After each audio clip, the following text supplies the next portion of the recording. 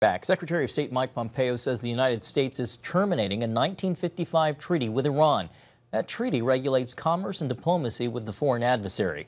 CBN News national security correspondent Eric Rosales has more on the growing tensions between the U.S. and Iran.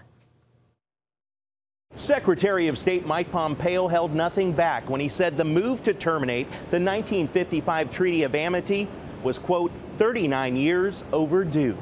Iran is attempting to interfere with the sovereign rights of the United States to take lawful actions necessary to protect our national security.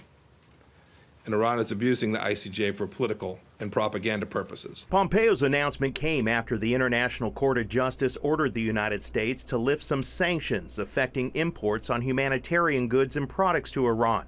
Hours later, National Security Advisor John Bolton announced the U.S. is withdrawing from yet another treaty with Iran, made before the United Nations Court, a court which Bolton says is ineffective. It's closing doors that shouldn't be open to politicized abuse, which is what we've consistently seen in the ICJ. Pompeo says the U.S. will continue to provide humanitarian assistance to Iranian refugees, but notes Iran continues to use its money on terrorism. The choices that are being made inside of Iran today to use money to foment terror around the world, to launch ballistic missiles into airports throughout the Middle East, to arm proxy militias in Iraq and in Syria and in Lebanon.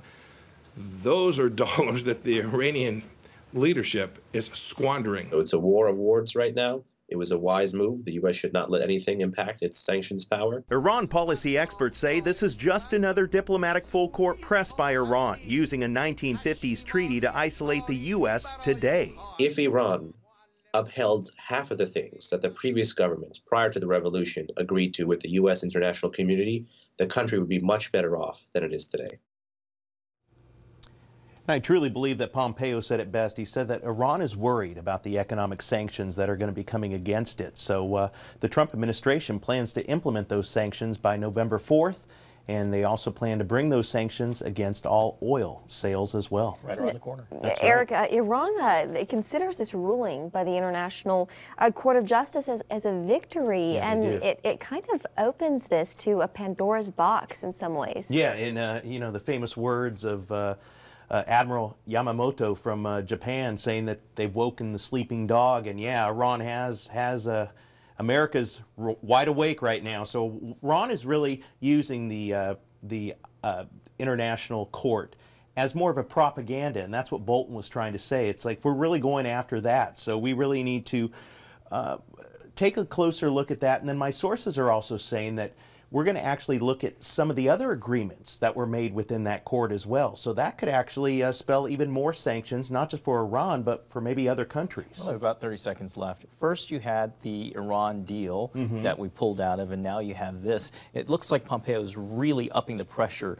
on the alleged activity with Iran. Oh, he is. I mean, we're tired of it. And he already said that the United States is not going to sit by idle. You know, what we did was we actually pulled out our diplomats out of Iran, out of Bahrain. So, you know, we're going to have to see exactly what other type of pressure that we can continue to put on Iran, but we're going to go put in those sanctions come November 4th. Eric Rosales, thank you as